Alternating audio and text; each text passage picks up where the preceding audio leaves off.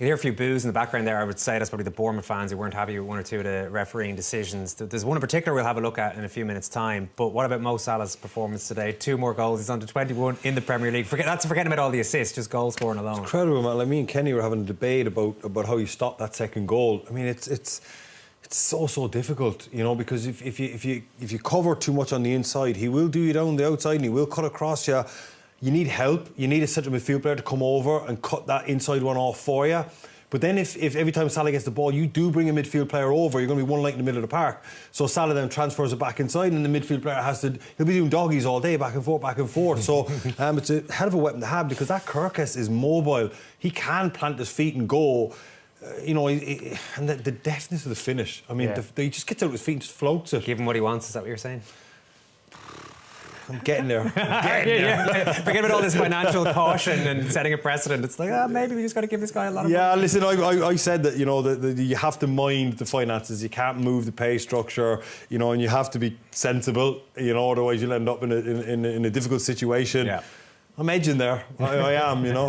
What about yourself? He's exceptional in these situations. He really is. Damon's right in terms you need that cover coming out. But once the cover doesn't arrive and you find yourself in a 1v1 situation, most players you might push them towards the left foot and say, go on, then put that in the opposite top corner. Let's see if you're good enough. But this fella consistently he is capable of doing that. So that has to affect your decision making as a fullback. You got to take a big step to your right. You got to cut out that in-swing ball to the far post, and you got to show him the line. Even if you give up the cross to the near post there, this is where we're kind of having a conversation with Damien about it. You got to give him the line there because he's too good. I'll tell you, we'll show the goal in more detail after the break. You can take us through that with a few pictures. But where does this leave Liverpool? Obviously 9 points clear at the top of the league. Their next fixtures are the Goodison, the last Merseyside derby at Goodison. Yeah. Everyone have won 4-0, by the way. They were 4-0 up last I heard today. Wolves at home, City away, Newcastle at home. So a couple of potential banana skins there, but not much. Don't worry about it. Don't worry about it, because just keep churning them out. Keep churning out these kind of performances. They're kind of tested. They're having their down moments in games, but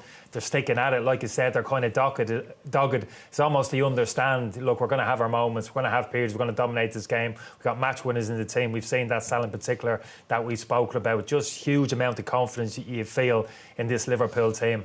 What I would say is that a lot of the big hitters got a week off during the week, the Champions League.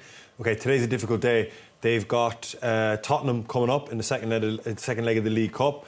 Tottenham aren't in a great place at the moment. And then they got an FA Cup weekend. Is it Plymouth, I think they're playing? Plymouth away at the weekend. And then the Merseyside derby. So they do have time. It's a long trip by coach down to Plymouth. That's a long Oh, yeah? That's a 6 hour. Right, okay. 5 hour, 6 job. So he does have an opportunity now to rotate and get everybody fresh, because I tell you, once they come back for that Everton game, it is foot to the floor to the trophies. Will he rotate against Tottenham, though? I mean, Tottenham. Check the table. Tottenham are fifth from bottom. I know, but they're 1-0 down going into it. But you can still rotate a couple, right? Yeah, and then you can rotate a couple against Plymouth. You know what I mean? I'm not saying do what you do against PSV during the week. So, you know, you can rotate 1 or 2 out. And then once that Merseyside derby rolls around at Goodison, it's foot to the floor to the finish line then for them.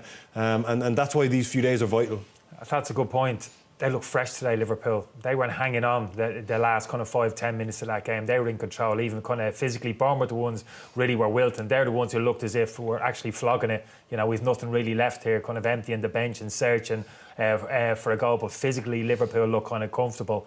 And that